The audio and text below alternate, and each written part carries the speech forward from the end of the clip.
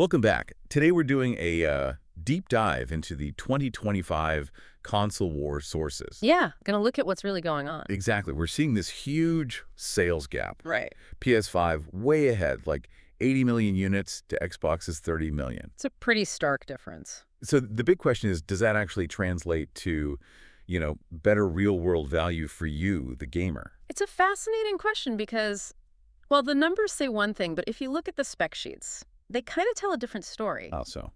Well, on paper, technically, the Xbox Series X has the edge. You're looking at 12 teraflops versus the PS5's 10.28. Okay, so bit more graphical power there. And the processor, it's technically about 8% faster, too. So numerically, Xbox looks, stronger. Right, so if Xbox is the supposed powerhouse on paper, why are the sales so different? What are the sources saying?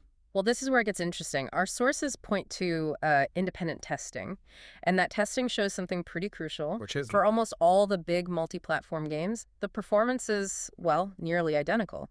Identical, like 4K 60 FPS on both. Pretty much, yeah. So that teraflop difference, it doesn't seem to translate into a noticeable performance gap when you're actually playing. Huh. So where's the real technical difference then? It seems to be the PS5's SSD.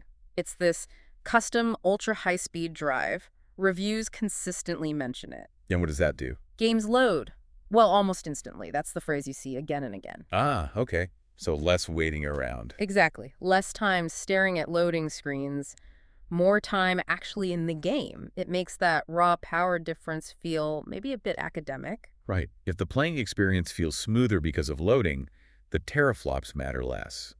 Which brings us to how the hardware feels, like the controllers. Yeah, and here we see a really clear split in, design philosophy. The DualSense for PlayStation. Right. It's all about immersion. You've got those adaptive triggers, the haptic feedback. It responds to what's happening in the game. Like in Astro's Playroom. That's the big showcase, isn't it?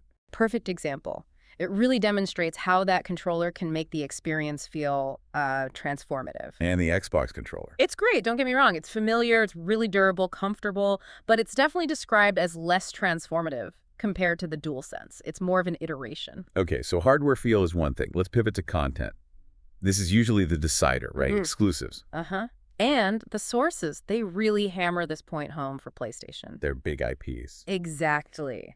Things like Spider-Man 2, God of War Ragnarok, Final Fantasy VII Rebirth. These are seen as huge blockbusters that really, justify buying the console itself. And Xbox. They have exclusives too. Starfield, Halo Infinite. They do, and they're strong titles. But Xbox seems to be maybe weakening its exclusive punch a bit Oh. by porting some of their big games over to PlayStation.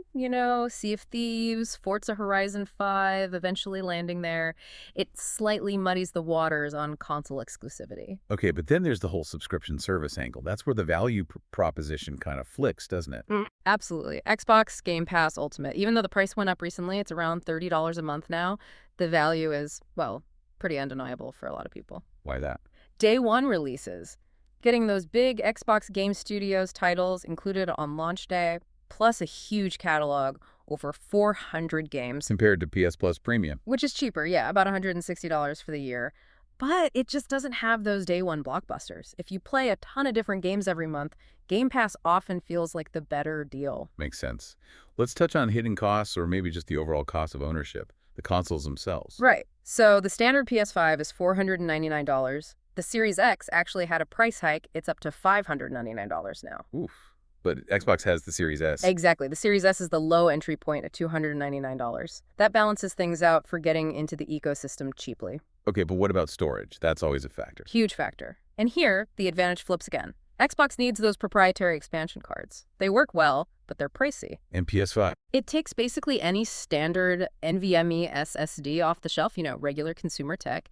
You can grab a terabyte for around $135, give or take. So PS5 definitely wins on making storage expansion easier and cheaper. Good point. One last win for Xbox, though. We have to mention it.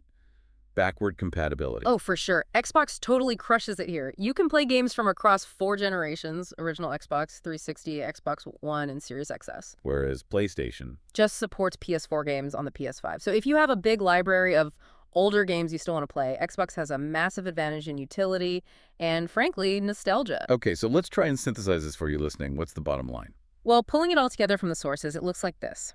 PS5 seems to win on those big, must-play exclusive games, the innovative feel of the DualSense controller, and slightly better overall standard console pricing and storage costs. And Xbox Series X. It wins on the sheer value and breadth of Game Pass, especially with day one titles, and that incredible backward compatibility. So the verdict seems to lean towards the PS5 being the, let's say, smarter buy for most gamers in 2025, mainly because of that steady stream of exclusives and the controller innovation. Yeah, that seems to be the consensus from the analysis. But here's something interesting to think about, maybe a final thought for you. Hmm. This huge sales gap and the way the reviews lean despite the spec sheets, it suggests something important, What's that? that the raw power printed on the box might matter less now than how the technology actually delivers the experience.